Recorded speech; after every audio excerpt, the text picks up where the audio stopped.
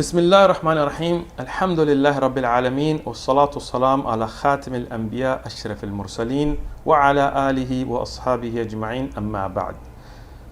مفتی طارق مسعود صاحب سے ایک بیان کے بعد ایک سوال پوچھا گیا تھا جو ان کا موضوع نہیں تھا، لیکن ان سے ایک سوال پوچھا گیا تھا کہ مسجد میں دوسری جماعت کھڑی کرنے کا کیا حکم ہے. جیسے ایک جماعت ہو چکی ہو تو دوسری جماعت کھڑی کرنے کا کیا حکم ہے. اس کے جواب میں انہوں نے فرمایا تھا تو ہمیں سلف میں کہیں نہیں ملتا کہ مسجدوں میں دو تین جماعتیں ہوتی ہوں، بلکہ مسجد میں یا تو انفرادی پڑھتے تھے یا گھر جا کے جماعت کرایا کرتے تھے. ایک حدیث ہمیں ملتی ہے دوسری جماعت کی، تو پوری دور نبوت میں ایک حدیث، جبکہ اس کے خلاف بہت ساری روایتیں. خود نبی کا عمل کیا ہے، گھر میں جماعت، مسجد میں جماعت نہیں ہے تو گھر میں جا کے جماعت کرائی. تو آپ صحابہ تابعین کے پورے اعمال کو ایک طرف رکھ کے آپ نے ایک چیز کو رائج کر دیا.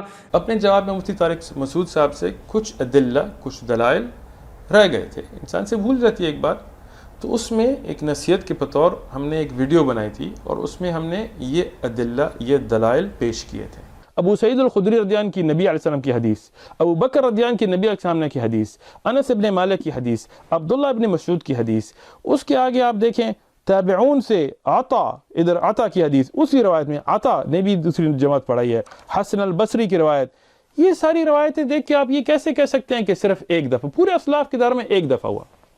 ان دلائل کو دیکھنے کے بعد قابل احترام مفتی طارق مسعود صاحب نے اپنے پہلے قول سے رجوع فرمایا کہ میرا ایک بیان ہے، اس میں میں نے یہ بات کہی تھی کہ ہمیں پوری زندگی میں نبی صلی اللہ علیہ وسلم سے ایک واقعہ ملتا ہے کہ مسجد نبی میں دو جماعتیں ہوئی ہیں. اس کے علاوہ ہمیں یہ عمل پیغمبر سے یا صحابہ سے کہیں بھی نہیں ملتا. یہ میں نے کہا تھا.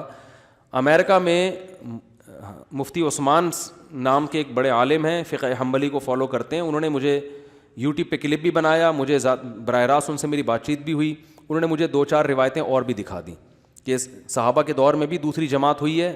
عبداللہ بن مسعود سے بھی ثابت ہے اور 1-2. تو میں اپنی اس بات سے رجوع کرتا ہوں. سمجھ رہے ہیں جو میں نے کہا تھا نا کہ صرف ایک روایت ملتی ہے، ایک نہیں، صحابہ سے اور بھی روایتیں اس بارے میں ملتی ہیں کہ امام کی جماعت کے بعد دوبارہ جماعت ہوئی ہے. سمجھتے ہو کہ نہیں سمجھتے؟ تو میں نے ان سے کہا تھا میں اپنا رجوع ریکارڈ کرواؤں گا. یہ ایک ان کا بڑا پن ہے کہ انسان مطلب اپنے ایک غلطی سے یا انسان جو کسی بات کو بھول جائے تو اس کو کوئی یاد دہانی سے اس کو دلائل دکھائے تو وہ اپنے مسئلے سے رجوع کرے. ماشاء اللہ لا قوت الا باللہ. اللہ ان کو جزائے خیر نصیب فرمائے کہ انہوں نے یہ نصیحت قبول کی اور رجوع فرمایا. لیکن جو دلائل ہیں، جو ادلہ ہیں، ان کی روشنی میں انہوں نے رجوع کیا.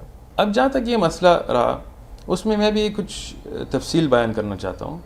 مفتی طارق مسعود صاحب نے جو اس کی مسئلے کو واضح کیا ہے، اس میں ہم ان سے اتفاق رکھتے ہیں کہ دیکھیں اگر آپ کی مقامی مسجد ہو، مثلاً آپ کی مسجد ہے جدھر آپ نمازیں پڑھتے ہیں، ادھر پہلی جماعت ہو چکی ہو اور آپ جائیں تو بہتر طریقہ، افضل طریقہ یہ ہے تو یا تو آپ اپنی اکیلی میں پڑھ لیں نماز وہاں، یا گھر جا کے پھر پڑھ لیں تاکہ جماعت کو ضرر نہ آئے. اس میں ادلہ ثابت ہیں نبی علیہ السلام سے بھی، صحابہ سے بھی، اس میں کوئی شک نہیں ہے. اس میں ہم مفتی طارق مسعود صاحب کے ساتھ اتفاق کرتے ہیں.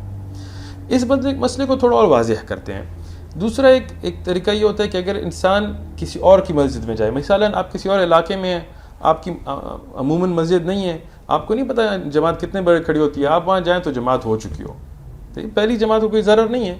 تو اگر آپ اور آپ کے ساتھ جو اشخاص ہوں وہ اپنی دوسری جماعت پڑھائیں، یا جو لوگ نماز پڑھ بھی چکے ہوں وہ بھی کھڑے ہو کے آپ کے ساتھ ایک دوسری جماعت بنائیں تاکہ آپ کا ثواب زیادہ ہو، تو یہ افضل طریقہ ہے. اس میں بھی کوئی حرج نہیں تاکہ پہلی جماعت کو بھی تکلیف نہ آئے اور آپ کی بھی جماعت میں نماز ہو، تاکہ آپ کی مقامی مسجد نہ ہو جدھر آپ پہلی جماعت کو ضرر نہ دیں. ٹھیک ہے. ورنہ پھر ایسا ہوتا ہے کہ اگر اپنی مقامی مسجد تو پھر لوگ کہتے ہیں دوسری تیسری جماعت پکڑوں گا، نماز کی جو پہلی جماعت اس کی اہمیت چلی جاتی ہے. لیکن اگر کسی جگہ آپ ایسی جگہ ہوں جہاں آپ کی مقامی مسجد نہیں ہے تو زیادہ لوگ جب جماعت پڑھیں گے تو اس میں ثواب زیادہ ہے. جیسے نبی علیہ السلام نے ابو سعید الخدری رضی اللہ عنہ کی حدیث میں کہا ہے کہ یہ افضل طریقہ ہے، اس کو صدقہ دو، اس کے ساتھ نماز پڑھو تاکہ زیادہ لوگ ہوں، تاکہ ثواب زیادہ ہو.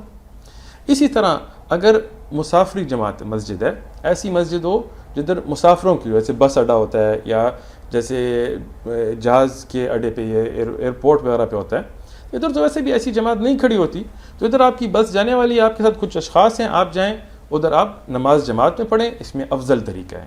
چاہے ان کی جماعت ہو چکی کیونکہ یہ مسافری مسجد ہے. تو ہر مسئلے کو اس کی صحیح بنیاد پہ اور صحیح وقت، مکان اور زمان کو دیکھ کے اس پہ مسئلہ بیان کرنا چاہیے۔ ایک آخری بات میں کہنا چاہتا ہوں، مفتی طارق مسعود صاحب نے جو رجوع کیا ہے اس میں ایک امت کے لیے بہت بڑا مطلب پیغام ہے کہ دیکھیں ہم مسلمان طالب علم، علماء، شیوخ ایک دوسرے کے ساتھ پیار محبت کے ساتھ ادلہ دلائل کی روشنی میں ایک دوسرے کے ساتھ گفتگو کریں۔ اگر مجھ سے کوئی غلطی ہو اور مفتی طارق مسعود صاحب مجھے یاد دہانی میں وہ مسئلہ صحیح دکھا دیں، دلیل دکھا دیں قرآن سے احادیث سے، تو مجھے چاہیے کہ میں ان کی بات مان لوں۔ اگر وہ عالم دین ہے، مفتی ہیں، میں کچھ بھی نہیں ہوں، لیکن اگر ان سے ایک چیز حدیث بھول گئی ہو اور میں ان کو دکھا دوں تو ان کو چاہیے کہ وہ بھی اپنی رجوع کریں جیسے انہوں نے کیا ہے۔ تو ہماری امت کو بھی اس طرح کرنا چاہیے، یہ نہیں کہ ہم حنفی ہیں، یہ شافعی ہیں، یہ مالکی ہیں، یہ وہابی ہیں، یہ اہل حدیث ہیں، یہ ہیں، یہ وہ ہیں۔ دیکھیں ہم سب مسلمان ہیں، امام ابو حنیفہ، امام مالک، امام شافعی، امام احمد، ان سب کا احترام کرتے ہیں۔ ہم سب ایک امت ہیں، ایک اللہ کو ماننے والے ہیں، ایک نبی کو ماننے والے ہیں۔ ہم علیہ السلام ہم سب کو چاہیے کہ امت کو ایک کریں۔ ایک دوسرے میں اگر اختلاف بھی ہوں تو قرآن کی روشنی میں، صحیح احادیث کی روشنی میں ہم ان اختلافوں کو ختم کریں اور ایک دوسرے کے ساتھ ملیں۔ جس کی بھی بات قرآن اور حدیث سے صحیح ہو اس کی بات ہم مان لیں تاکہ امت میں اتحاد پیدا ہو۔ جزاکم اللہ خیرا۔